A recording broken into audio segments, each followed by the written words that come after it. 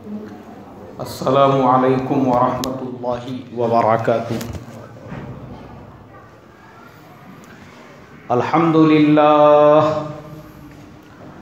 अल्हम्दुलिल्लाहि नहमदुहु व नस्तईनुहु व नस्तगफिरुहु व नु'मिनु बिही व नतवक्कलु अलैहि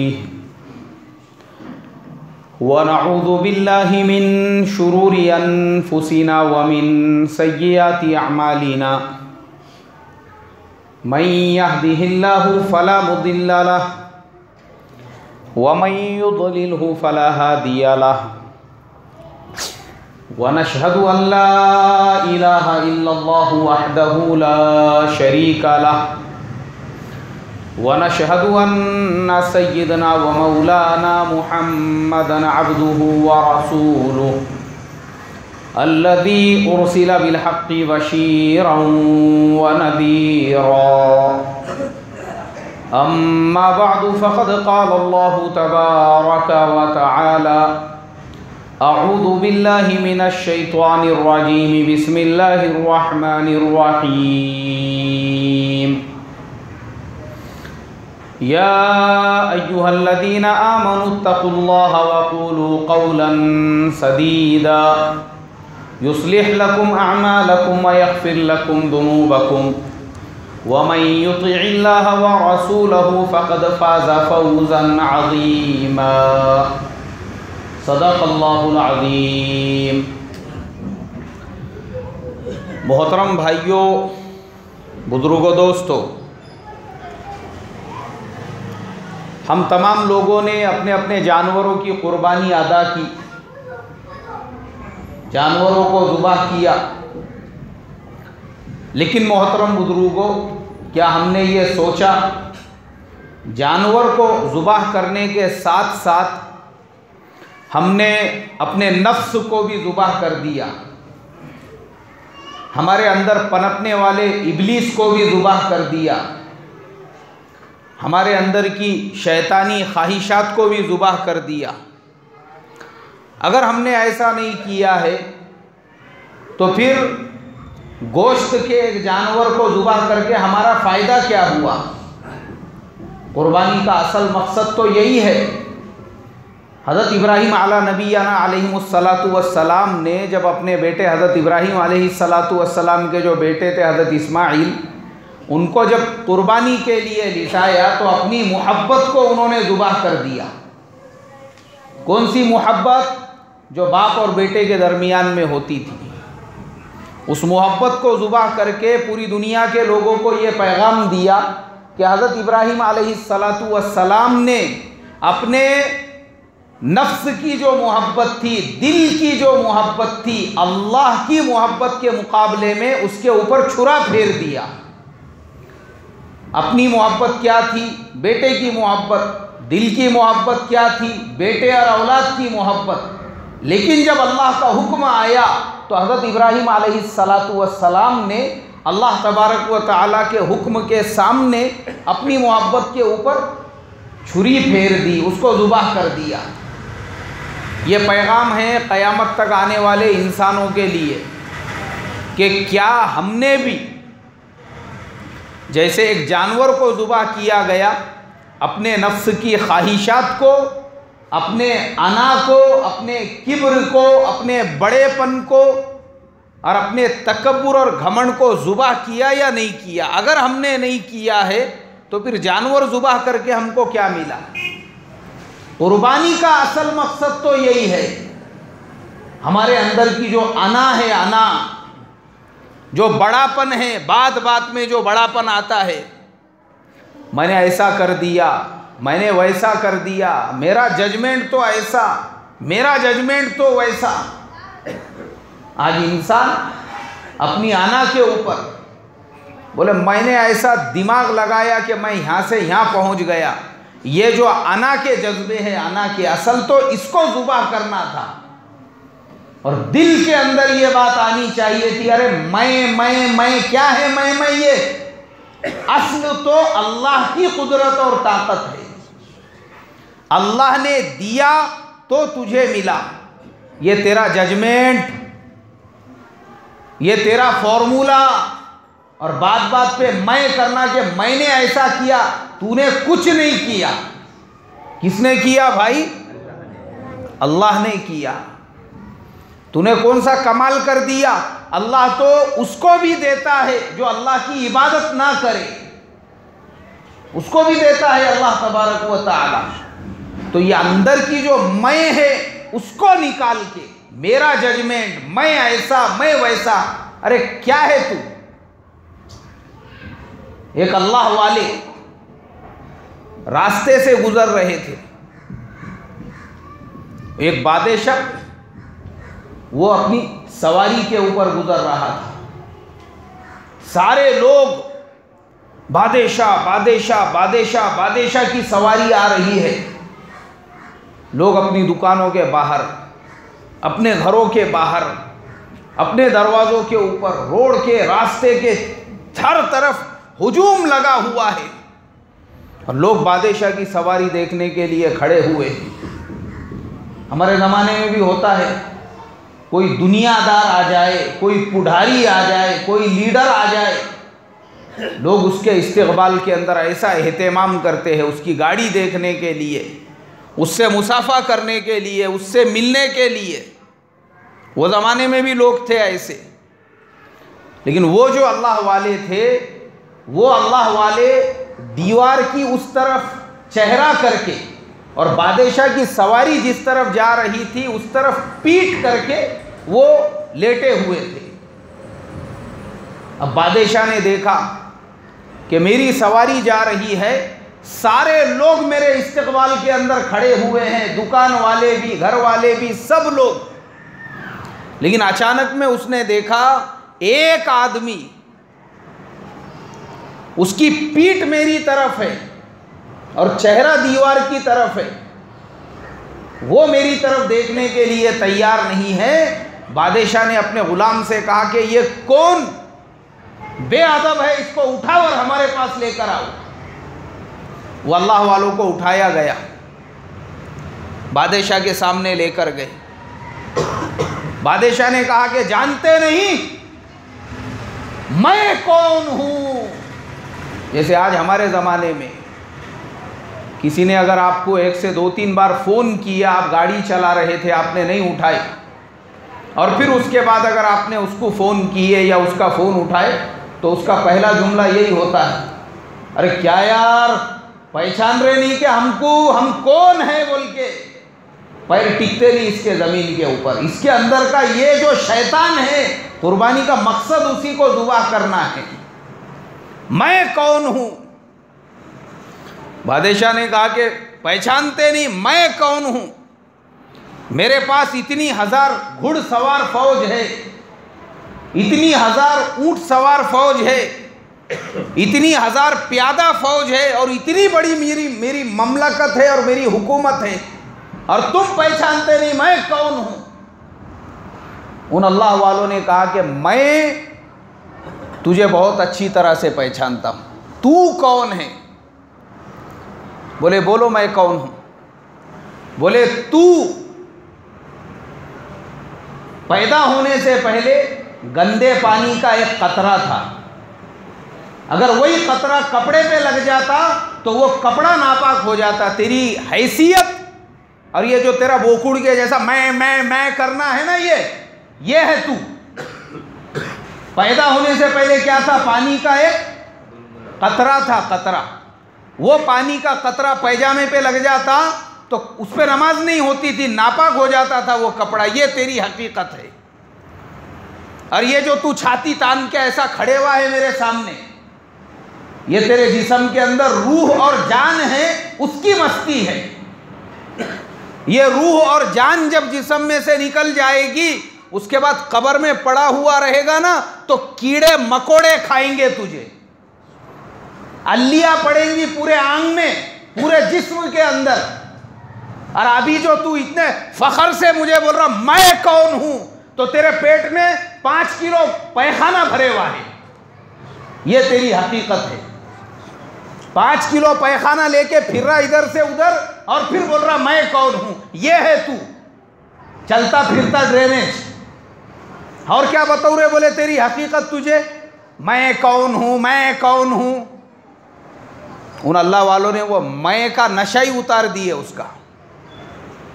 उन्होंने कहा ये तेरी हकीकत है, पैदा होने से पहले तू पानी का एक कतरा था और मरने के बाद जब कब्र में जाएगा तो किसकी ग़िज़ा बनेगा?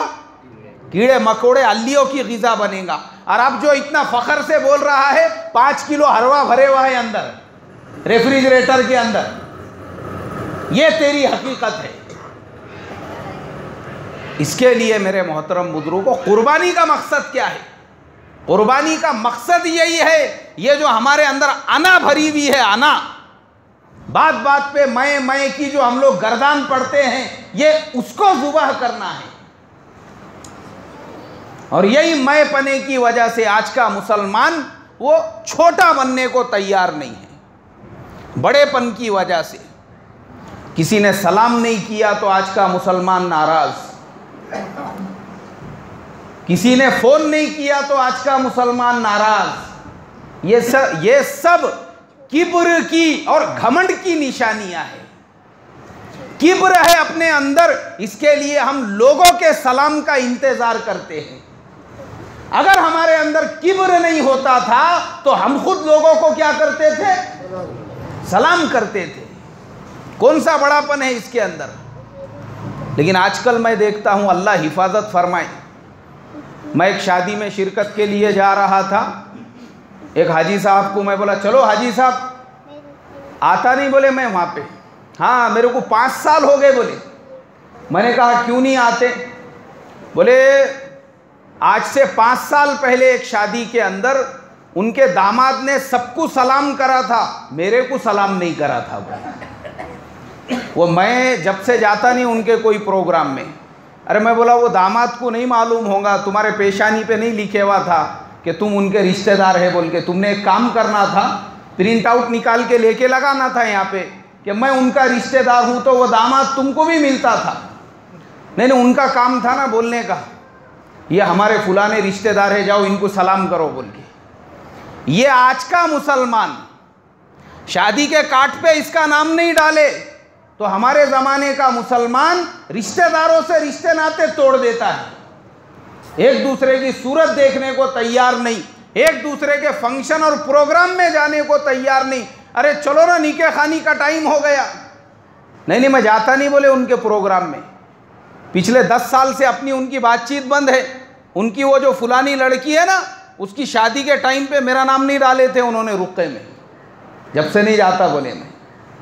ये नफ्स है ये। अरे कुर्बानी का मकसद तो यही था, ये जो नफ्स है, नफ्स, इसको क्या करने का? इसको ज़ुबाह करने का। इसको, ये बात बात का जो मैं पना, ये बात बात का जो बड़ापन, मैं, अरे क्या मैं, क्या हकीकत है हमारी?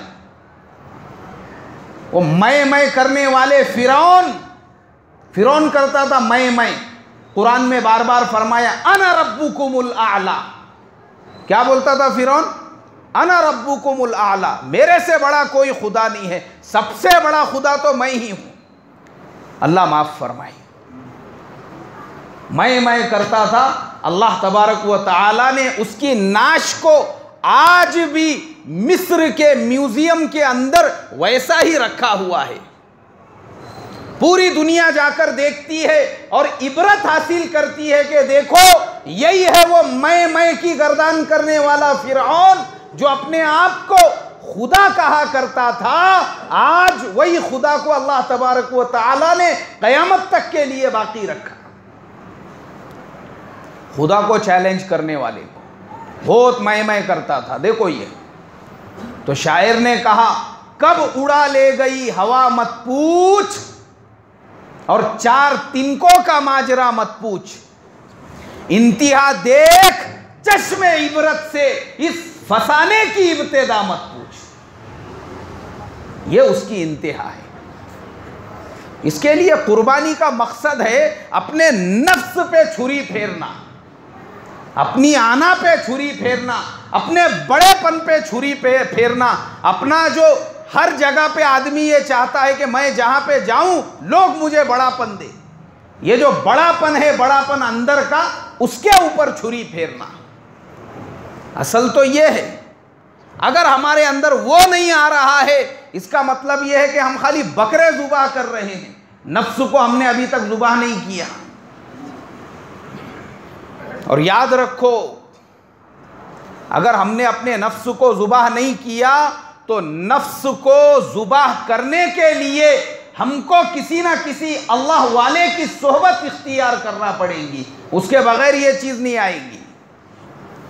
अल्लाह वालों की सोहबत, अल्लाह वालों की मजलिसों में शिरकत और अपने नफ्स की इस्लाह और अपने नफ्स की तरबियत। आज हमारे ज़माने में ये चीज़ें ख़त्म हो चुकी है, अल्लाह वालों से ताल्लुक़। पहला ज़माना था खानकाहें चला करती थी, खानकाहें, उन खानकाहों के अंदर लोग अल्लाह वालों की सोहबत में रहते थे और अपने नफ्स की इस्लाह करते थे। हज़रत शाह अब्दुल कादिर साहब रायपुरी रहमतुल्लाह अलैह, जो हज़रत शेख ज़करिया रहमतुल्लाह अलैह और हज़रत मौलाना इलियास साहब रहमतुल्लाह अलैह के उस्ताद होते थे।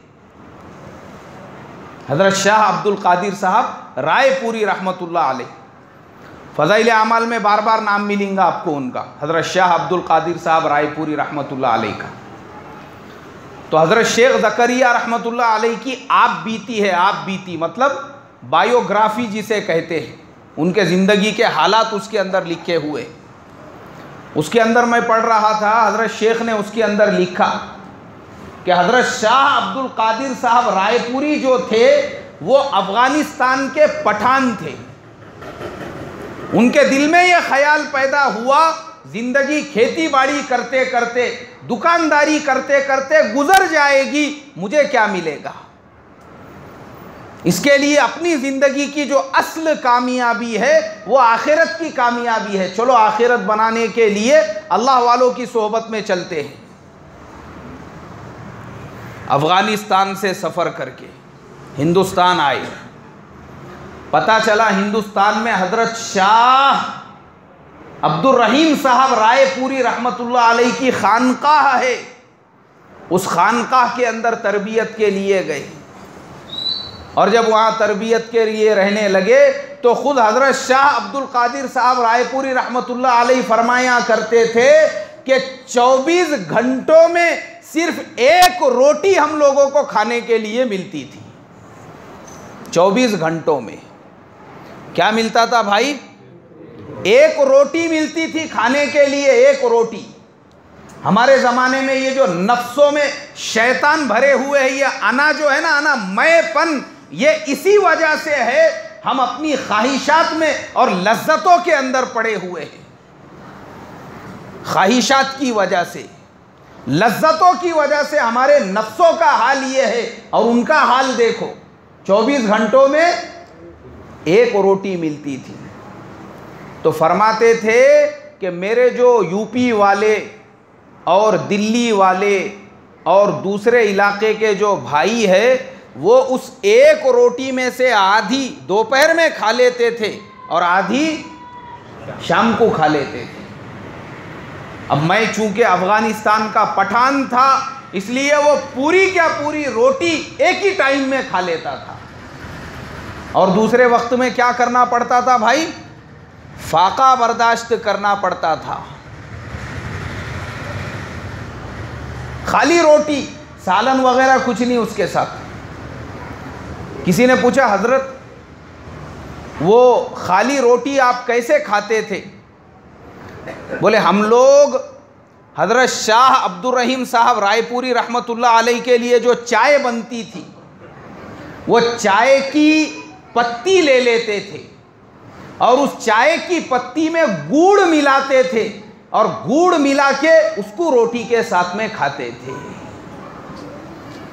अल्लाह माफ़ करे, हमारे ज़माने में तो अगर चाय में थोड़ी सी पत्ती आ गई कि तन बोल के कप ज़मीन के ऊपर, अरे क्या तेरे क्या दीदे फूटे, क्या दिख रहा नहीं तेरे को? हर घूट के अंदर पत्ती आ रही। बोले ये आज हमारे ज़माने का हाल है। हम पत्ती चाय में गवारा नहीं कर सकते और वो पत्ती में गुड़ मिला के काय के साथ में खाते थे? रोटी के साथ में खाते थे। ये अपने नफ्स की इस्लाह के वास्ते, नफ्स को बनाने के लिए। और किसी ने पूछा अगर वो पत्ती नहीं रहती थी तो? बोले फिर हम लोग एक पानी का प्याला लेते थे, उसमें नमक डालते थे, वो नमक को पानी के प्याले में मिला देते थे और वो नमक के पानी में रोटी डुबा के हम लोग खाते थे।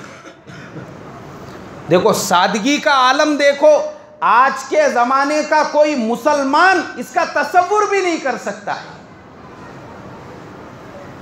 मैं एक साहब के साथ, उन्होंने घर पे लेकर गए खाना खाने के लिए, बैठे हम लोग दस्तरखान के ऊपर, एक खाना लेके आओ, बोले हमारे अजीज़ दोस्त मौलाना है वो भी खाएंगे मेरे साथ में खाना। वो बच्चे ने लेकर आया खाना, तो माशाअल्लाह बड़े के गोश्त का सालन, उसके साथ में रोटी, उसके साथ में दूसरी सब्ज़ी। अब वो हज़रत ने देखे ये बड़े के गोश्त का सालन है, गुस्सा आया उनको। उन्होंने बच्चे को आवाज़ दी, इधर आ रहे, बोले उठाइए मौलाना 10 मिनट रुको, मैं स्विगी पे ऑर्डर देता, बोले फुलानी होटल से अपन बकरे का सालन मंगाएंगे, नहीं तो मैं चिकन तंदूरी मंगाता हूँ। मैंने कहा भाई ये अल्लाह ताला की नेमत है, इसकी नाकदरी मत करो, कहीं ऐसा ना हो कि खुदा वो दिन दिखाए कि ये भी खाने को ना मिले। बहुत मस्ती आ गई, मैं बोला पैसे की तुमको, स्विगी पे ऑर्डर दे रहे, खाई नहीं जा रहा, घर को घर का बनाया हुआ, ये आज का हमारा मियाँ भाई है, बहुत पैसे हो गए इसके पास, तो घर का बनाया हुआ खाने में अगर ज़रा अरे क्या तरी क्या पी लिए, कह रहे ये हमको दिख रही नहीं, बोले तरी, जा रे तरी डाल के ला, बोले इसके अंदर। कटोरा उठा के फेंक दिया उसने। इसको तरी होना, तरी कम है तो निवाले इसके नीचे नहीं उतर रहे, और वहां पे हमारे अल्लाह वाले वो काय के साथ में रोटी खा रहे भाई, पानी के साथ में रोटी, पानी में डुबा के हम रोटी खाया करते थे, वो भी एक वक्त रोटी मिलती थी। और सोते कहाँ पे थे? बोले सोने के लिए कोई नज्म नहीं, कोई इंतज़ाम नहीं। हजरत का जहाँ पे घोड़ा बांधा जाता था उस अस्तबल के अंदर थोड़ी सी जगह थी, वहीं पे मैं सोता था, और मेरे बाजू में एक लकड़ी रहती थी, उसको रात भर बजाते रहता था ताकि कोई सांप बिच्छू मेरे करीब में ना आए। और आज हमारे ज़माने में अल्लाह हिफाजत फरमाए, अल्लाह ने हमारे मियाँ भाई को बेहतरीन बेहतरीन मकानात अता फरमाए हुए हैं, भारी से भारी फर्नीचर है, उसके बावजूद वो उसको पसंद नहीं आ रहा है। बोले ये मैंने पिछले साल ही 1.5 लाख रुपये का लिया था, अब बेच देने का, बोले इसको अब नया जो आया ना 2.5 लाख वाला वो मंगाने का है। बोले अल्लाह हिफाजत फरमाए, ये आज हमारा हाल है। और वो घोड़े के अस्तबल के अंदर रात गुजार कर उसके बाद फिर किसी ने पूछा, बोले हजरत सर्दी, अभी सर्दी की हम लोगों को तो हवा भी नहीं लगी हुई है, सर्दी किसको बोलते? तो हमारे यहाँ तो सर्दी होती ही नहीं है। सर्दी के मौसम में कभी दिल्ली सहारनपुर का सफ़र करो, पता चलेगा गुलाबी जाड़े कैसे रहते बोल के। हाँ, गुलाबी जाड़े वहाँ पे जाने के बाद महसूस होते। ईशा का वज़ू, मगरिब का वज़ू, यहाँ तक के ज़ोहर का वज़ू भी पानी गर्म करके करना पड़ता। क्या करके करना पड़ता भाई? पानी गर्म करके। आप ज़ोहर की नमाज का भी वज़ू अपने सादे पानी से नहीं कर सकते, उसको बोलते गुलाबी जाड़े। ऐसी सर्दी होती है, एक पीरियड चलता है वहाँ पे, उसको चिल्ला कहते हैं। वो चिल्ले का जो पीरियड होता है, पूरे इलाके के अंदर ऐसी धुनी होती है, धुनी, फॉग जिसे कहते हैं, कुछ नज़र नहीं आता सर्दी के शिद्दत की वजह से। तो किसी ने पूछा हजरत सर्दी में क्या करते थे? बोले कुछ भी नहीं करते थे, कचरे के कुंडी पर से मैंने एक कंबल लेकर आया था। कंबल किसी ने फेंक दिया होगा फटा पुराना, मैंने उसको लेकर आया, उसको सिया, उसको पेवन लगाया और वही कंबल में ओढ़ा करता था। ये सारी तकलीफ़ें, ये सारी परेशानियां, ये सारी मुसीबतें किसके लिए हो रही है भाई? अरे भाई बोलो ना, नफ्स की इस्लाह के वास्ते पड़े हुए हैं। उसके बाद कहने लगे, एक मर्तबा मैं बावर्ची के पास गया, मैंने उससे कहा, मैंने कहा भाई तुम लोग जो रोटी पकाते हो उसको ज़रा बराबर सेका करो, वो बहुत सारी जगह पे कच्ची रहती है। तो बावर्ची रोटी ज़्यादा सेकने लग गया, उसके बाद वो रोटी जलने लग गई। तो दूसरी मर्तबा ये गए और उन्होंने उस बावर्ची से कहा, बोले भाई रोटी को जो आप सेक रहे हो ये रोटी तो जल रही है, ये तो खाने के भी काम की नहीं है। बावर्ची ने कहा, क्या बात है, हाँ रोटी खाने के लिए आए यहाँ पे कि नफ्स की इस्लाह के लिए आए? ठीक है, असर के बाद में हज़रत के पास आता हूँ और बोलता हूँ, बहुत सारे लोग आके शिकायत कर रहे हैं, इनको कभी रोटी जली हुई लग रही है, कभी रोटी कच्ची लग रही है। हज़रत शेख ज़करिया रहमतुल्लाह अलैह ने अपनी आपबीती में ये जुमला लिखा, बोले हज़रत शाह अब्दुल कादिर साहब रायपुरी रहमतुल्लाह अलैह की आंखों में आंसू आ गए। उन्होंने उस बावर्ची के पैर पकड़ ली और कहा कि भाई तुझे रोटी जैसी बनाना है वैसी बना, लेकिन अल्लाह के वास्ते हज़रत के सामने हमारी शिकायत मत कर। देखो ये मकाम, ये मर्तबा तब जाकर उनके शागिर्दों में हज़रत शेख ज़करिया और हज़रत मौलाना इलियास साहब रहमतुल्लाह अलैह जैसे लोग पैदा हुए। ऐसी फिक्र होती थी उन अल्लाह वालों को अपने नफ्स के इस्लाह की, और जब नफ्स ऐसे बन जाते थे और नफ्स की जब ऐसे इस्लाह हो जाती थी तो हज़रत गंगोही रहमतुल्लाह अलैह, हज़रत मौलाना अब्दुल रशीद साहब गंगोही रहमतुल्लाह अलैह, वो फरमाया करते थे कि मैं उस मकाम पर हूँ, अगर 1000 लोग खड़े रहकर मुझे गालियाँ दे तो मेरे नफ्स पे रत्ती बराबर भी असर नहीं होने वाला, और वहीं पे अगर 1000 लोग खड़े रहकर मेरी तारीफ करे कि हज़रत आप तो ऐसे है, आप तो वैसे है, आप तो डबल पैसे है, तो बोले मेरे नफ्स को रत्ती बराबर खुशी नहीं होने वाली है। क्यों? नफ्स की इस्लाह और अपनी अनानियत को कुर्बान करने के लिए ऐसे ऐसे मुजाहिदे किए कि उस मकाम पर पहुंच गए जहां पे मादेह और ज़ाम दोनों उनकी नज़र में एक हो गए। कुर्बानी का मकसद क्या है? मैं वही बता रहा था, यही तो मकसद है। हमारा नफ्स जो मोटा हो चुका है अनानियत के बुखार के साथ, मैपने के बुखार के साथ, किब्र के बुखार के साथ, अकड़ के बुखार के साथ और घमंड के बुखार के साथ, जैसे हमने जानवर को जुबा किया, हमने अपने नफ्स को भी उसी वक्त जुबा कर देना चाहिए था।